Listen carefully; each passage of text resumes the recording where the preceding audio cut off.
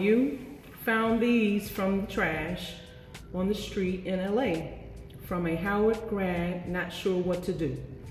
Discard if not interested. Thanks, Steve Lindeman. I received that letter or this little note from a postage package sent to Moorland Spingarn.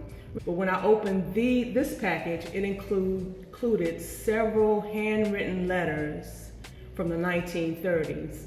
And a few of those letters had Howard letterhead on them, which is how Mr. Lindeman probably knew to send them to Howard University.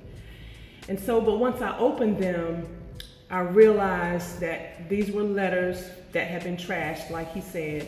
Some of them were nice and clear and preserved well, but others were very dirty and ratty. They came from the trash. So we opened them together and began to read. And what we decided or determined, just by being communicative with each other about what each was reading, we decided and determined that these were love letters from these were love letters from Jesse to a person named Jesse to a young lady named Almetris. Yeah, the idea for the exhibit, definitely came from the delivery of the letters for Jesse and Almetris. And there was a lot of excitement around the arrival of those letters and the contents of those letters.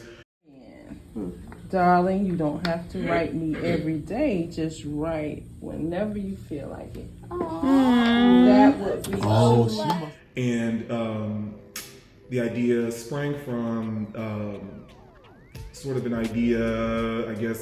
ideation session between Christiana McLean and another colleague of ours about doing a Black Love exhibit. And it was focused on the letters at first, but then we decided to expand it just to largely and generally about all or the many permutations of Black love that exist: familial, romantic, platonic, etc.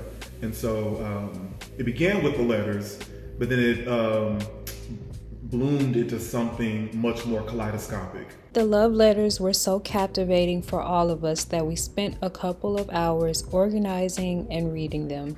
The love these two have for each other inspired a whole exhibit about all the ways Black people love each other and our community.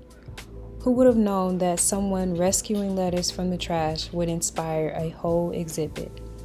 If anything, it's a lesson for all of us that we can find immense value even in things once discarded.